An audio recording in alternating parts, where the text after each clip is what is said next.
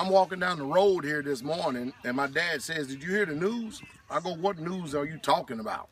He says, 9 people were killed in an African Methodist Episcopal church in Charleston, South Carolina, during prayer. What happened is a young white man, they have figured somewhere about 21 years old, he went into the church while they were praying and just opened up fire and literally just slaughtered 9 black people. Now, as the story goes, 8 were already dead on the scene. 1 was being transported to the hospital and died while at the hospital. And of course, I know all you want to know what my thoughts are on this. Racial tensions are already high in this country because of the so-called alleged criminal justice system. There's no justice in this land. But I remember way back in 2001, I started telling people that the spirit of racism was going to rise up in this country and cause a division and a divide. And of course, you have a lot of ignorant people today that just simply will not flat out listen. I think, and I'm not making judgments, calls, but I'm going to state facts here. I think that you people out there that's going to continue on in this religion of Christianity, I think you're a bunch of fools if you go to church and think you're in a safe place and you don't arm yourselves. And I'm telling you right now, if a gunman comes in any places where our assemblies are, he may get 1 shot off, maybe 2, but that's about all, because he's not going to leave that place alive. That is a promise. I think that you people have lost your way, and I think that your religion is not working. It simply is not working. Now, I wonder if you're going to continue on with the Christian doctrine of turn the other cheek in this matter right here. I mean, after all, the man is at large. They're thinking about actually putting out a bounty on his head. And of course, there's no cameras. Nobody knows nothing. He actually said, the shooter did, said, "I'm actually going to leave you alive so that you can go tell the story." Elias, do you think if somebody try to come into our assembly during prayer or during worship that they're going to get out of there alive? No, sir. No, sir.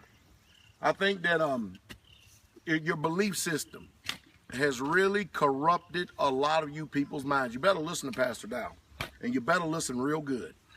Most of you don't, your understanding of the Bible comes to you and talk to you about the precepts of men. And this is a tragedy, and all it's going to do is bring racial tensions up even higher. It is sad. It really, really, really, truly is sad. This racism stuff is not going to stop. It's going to continue to keep going, and you're going to have rogue people like this that's going to continue to keep this stuff. But hey, I would say not only if you're just a black assembly in general, where the majority of people that are blacks, and I use that term and designation because that's what you understand, but I would say every single assembly, be you church, mosque, camp, tribe, whatever it is, I think that every single one of you should have elders and deacons who are qualified, that know how to operate a firearm.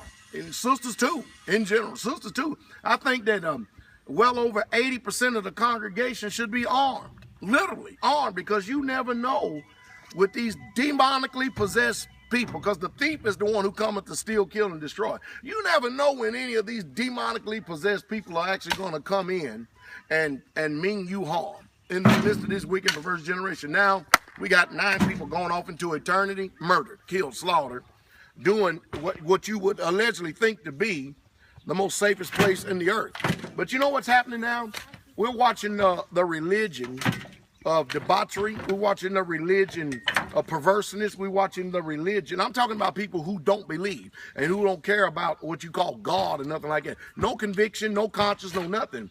And people who are believers, I'm telling you, whether you like it, understand it or not, we look forward by looking back. People used to go to churches, go to assembly with shotguns, rifles, and everything else. Some of them would leave them at the door. And I think that's foolish too. You people had better take my advice And number one, come out of these churches that have this stupid non-arming, non-defensive doctrine. You better get a hold to some pastors that understand and know exactly what's going on. Israel carried swords. That was the firearm of the day. They carried swords everywhere they went. Jesus, people often talk about Louis Farrakhan, talking about all the bodyguards around him and stuff. These other ministers got bodyguards, you just don't see them. But Jesus had 12 disciples around him, and they all had swords on them. You people better wake up. You better wake up, or we're going to continue to keep hearing more people being victims of somebody else's racism. I'm telling you, it's a sad situation, be it a black congregation or a white congregation. It's just the thief cometh not but to steal, kill, and to destroy. I think it's a tragedy.